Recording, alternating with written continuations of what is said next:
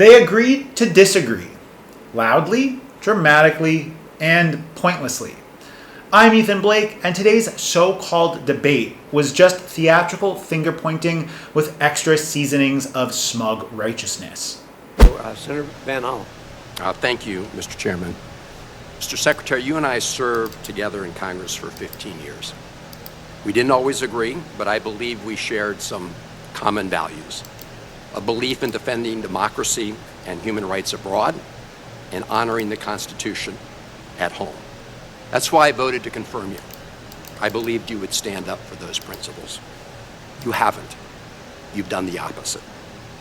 And you used to speak with conviction about the importance of foreign aid as a tool to advance American values and interests.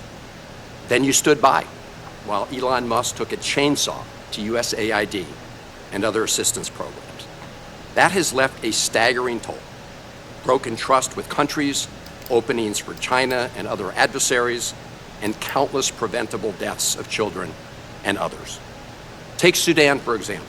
The freezing of U.S. humanitarian assistance forced the closure of nearly 80% of the emergency food kitchens there. 2 million famine-affected people were left without access to food. People died because of those actions. Mothers, fathers, and children. Tons of emergency food that could have saved their lives was left rotting in warehouses because you and Elon Musk refused to let USAID do its job. Sudan is a country where, by the administration's own determination, a genocide is unfolding in Darfur. But here's where it goes from cruel to despicable.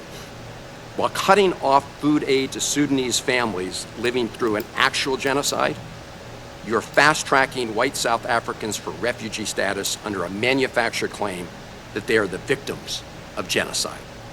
You tried to block the admission of individuals who had already been approved to come here as refugees while making bogus claims to justify granting such status to Afrikaners.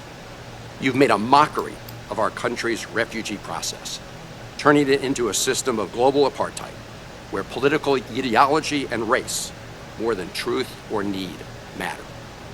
And while you've turned away from a genocide in Sudan and invented one in South Africa, you teamed up with President Trump to throw the Ukrainian people under the bus and have been played like a fiddle by Vladimir Putin.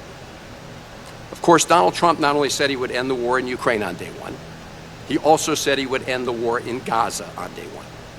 And yet last week you were all running around to Gulf states giving away very sensitive American AI and chips technology, but doing nothing to end the war in Gaza and get the remaining hostages returned. You know that for 78 days, the Netanyahu government did not allow a scrap of food to enter Gaza to reach over 2 million civilians. 57 children have died from malnutrition so far, and more than 14,000 children are in imminent danger of dying of starvation. As Cindy McCain said last week, and I quote, "Families in Gaza are starving while the food they need is sitting at the border." That is a gross violation of both U.S. and international law. What did you do? Nothing. Not once did you publicly call upon the Netanyahu government to end the blockade. Fortunately, other countries spoke out, and now we see a tiny trickle going in. Where have you focused your energy instead, Mr. Secretary? Well, your first trip as Secretary of State was to El Salvador, not to promote democracy, but to cozy up to President Bukele, who calls himself the world's coolest dictator. The result was a cash for collusion deal to deprive people living in America of their constitutional rights to due process.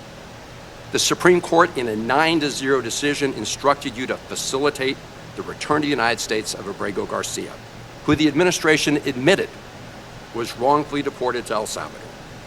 Your response? You've openly flouted judicial orders. When asked whether you have been in touch with El Salvador to return Abrego Garcia, you boasted, quote, "I would never tell you that. And you know who else I would never tell? A judge." Clearly, you don't care about the Fifth Amendment right to due process, and you don't care about the First Amendment either, since you've been very busy snatching students off of college campuses for exercising their right to free speech. You dredged up a relic from the McCarthy era, to claim that student protesters posed a threat to the foreign policy of the United States. Give me a break, Mr. Secretary. You know as well as I do this isn't about national security, it's about punishing free speech. And you know that in America, the government doesn't get to use its power to punish speech it doesn't like. Yet in March, you boasted about revoking student visas, saying, and I'm quoting, "We do it every day. Every time I find one of these lunatics, I take away their visa," unquote. Let's look at one of those lunatics, Mr. Secretary, Ms. Ozturk. Her crime was co-authoring an op-ed in her college paper critical of Tufts University's response to the war in Gaza. Your own department found zero links to terrorism, no anti-Semitic statements, but you still yanked her visa and shipped her off to detention in Louisiana. And the list goes on and on. The federal judge in the case of Mohsen Madawi, who was the Columbia student who was ambushed by federal agents at his citizenship appointment, said, and I quote, this is the judge, "Legal residents not charged with crimes or misconduct are being arrested and threatened with deportation for stating their views on the political issues of the day.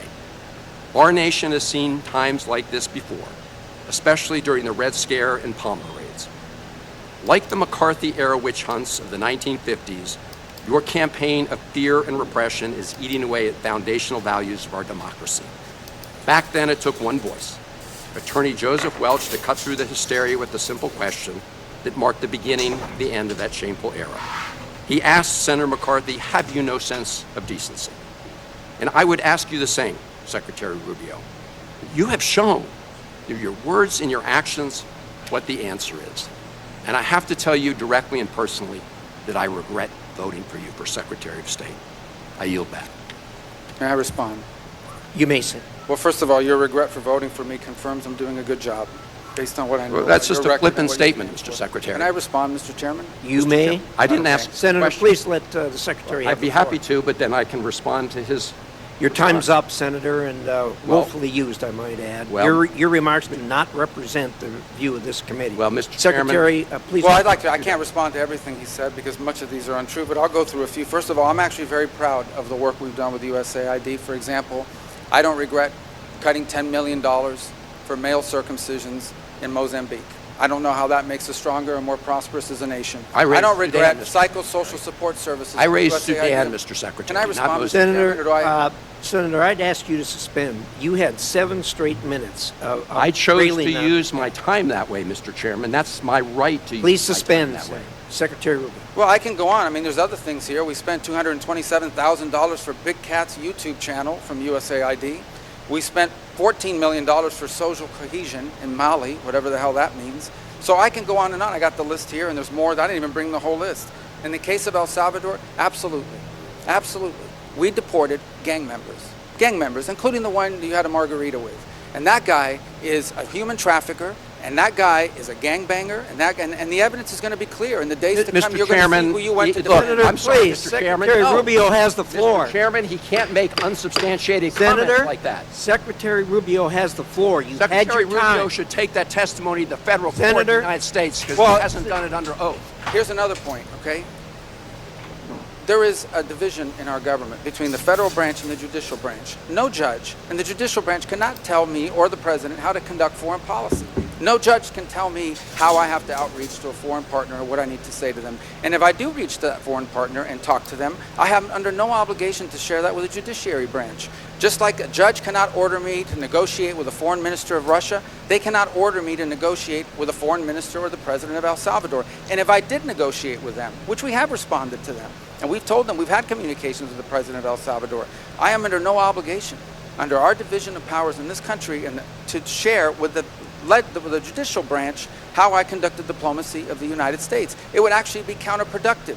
If I started sharing with courts, or frankly, with the media, my conversations with foreign leaders and all of their details, no foreign leader would talk to me again, and we would break trust with them. So I have complied with every court order. What I won't comply with is an order to disclose what I'm saying and what we're talking about with a foreign leader, because then they won't talk to me. Diplomacy doesn't work that way. About the student visas, let me say this. I don't deport anybody, and I don't snatch anybody. The State Department does not have officers in the street snatching everybody. What I do is revoke visas. And it's very simple. A visa is not a right, it is a privilege. People apply for student visas to come into the United States and study. And if you tell me that you're coming to the United States to lead campus crusades, to take over libraries and try to burn down buildings and acts of violence, we're not going to give you a visa. Is that what Ms. Ostork did? We're not going to give you a visa. Is that what she did? You do Come that, on, Mr. Secretary. and every single You're one of just these blowing cases, the smoke factors here are now. different. Senator, The bottom line is, if you're Senator, coming here to stir up trouble on our campuses, we will deny you a visa. And if you Does have the a First visa Amendment and we find apply you, to we'll people revoke living it. in the United And States? we're going to do more. There are more coming. We're going to continue to revoke the visas of people who are here as guests and are disrupting our higher education facilities. People are paying money. These kids pay money to go to school, and they have to walk through Writing a bunch an of op-ed lunatics to the who are Tufts here on student newspapers visas. disrupting the Simple foreign as policy of the that. United I want to States. do more. I hope we can That's find more of these people. pathetic, Mr. In fact, Secretary. the other day, some guys led a riot. I forgot what university it was, and I asked, please, can you find the arrest records of all the people that were arrested at that riot at that campus? Because if any of them have a visa, we're going to revoke I it. feel so much safer All right, when you lock let's, up people like Ms. Ostork, Mr. Secretary. We've had enough time on the subject. Thank you very much. It was a brutal takedown. Senator Van Gala thought he was delivering a righteous sermon, but what unfolded was a self-inflicted implosion. And Secretary Rubio, he turned the tables with surgical precision. Let's start with the sanctimonious tirade from Van Gala. He painted himself as a defender of democracy, a voice for human rights. But from the moment he opened his mouth, it was clear. This wasn't about principle. This was about politics. A calculated theatrical smear campaign designed to corner Rubio and, by extension, President Trump. He threw out names, Elon Musk, Vladimir Putin, Netanyahu, and tried to connect them all to one man, Secretary Rubio. It was a desperate attempt to blame the collapse of liberal globalism on Republican leadership. Sudan, Gaza, TikTok, refugee policy, free speech. He dumped it all on Rubio like a toddler flinging spaghetti at the wall, praying something sticks. He accused Rubio of genocide by omission in Sudan while claiming he fabricated genocide in South Africa. That's not just dishonest, it's deranged. Rubio fired back, calmly and factually. He wasn't cutting humanitarian aid for cruelty's sake. He was cutting bloated nonsense. Millions wasted on male circumcisions in Mozambique, $227,000 for a big cat's YouTube channel, $14 million for social cohesion in Mali. Taxpayer money lit on fire in the name of woke diplomacy. Rubio didn't flinch, he didn't grovel, he owned it. Then came the real fireworks, when Van Gala accused Rubio of suppressing free speech by revoking student visas. The crowd leaned in, and Rubio, he dropped the hammer. "We do it every day," he said. "Every time I find one of these lunatics, I take away their visa." Boom. He made it crystal clear. A visa is not a right. It's a privilege. If you're coming to the United States to riot, to incite violence, to destroy campuses, your welcome is revoked. Full stop. No apologies. And guess what? That's exactly what the American people want to hear. Because for too long, we've let radicals hide behind free speech while setting fire to our institutions, literally and ideologically. When Van Gala whined about Miss Ost, the student who wrote an op-ed, Rubio didn't cave. He made no apologies. We're going to continue to revoke the visas of people who are here as guests and are disrupting our higher education facilities. That line, a thunderclap. And when he said, "I feel safer locking up people like Miss Ostke," he wasn't cowering to media outrage. He was standing up for law, order, and American sovereignty. Let's talk about foreign policy. Van Gala blasted Rubio for not disclosing diplomatic conversations with El Salvador. Rubio's answer, "No judge can order me to negotiate with a foreign leader or tell me how to do it." That's not just constitutional. That's bold leadership. He reminded the entire room and the nation that the executive branch does not answer to rogue activist judges trying to hijack foreign policy. Rubio outlined a clear boundary. Courts don't get to micromanage diplomacy. And if they tried, he wouldn't betray the confidence of world leaders just to appease a political circus. That's how you protect national security. Then Van Gala tried to pull the old Joseph Welch card, "Have you no decency?"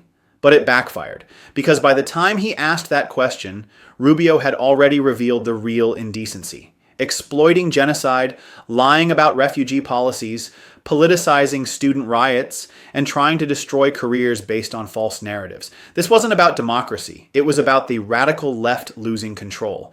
Rubio held the line, the final blow. Van Gala said he regretted voting for Rubio. Rubio grinned and replied, "Your regret confirms I'm doing a good job." That wasn't just a comeback. That was a mic drop. So what did we learn? The left is unraveling.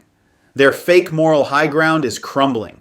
And the Republican Party, under leaders like Rubio and Trump, is fighting back with facts, spine, and clarity. You think this was explosive? You haven't seen anything yet. In the next hearing, we'll uncover how leftist activists inside federal agencies are manipulating refugee data to serve globalist agendas, while silencing whistleblowers who dare speak up. Stick around. You won't want to miss it.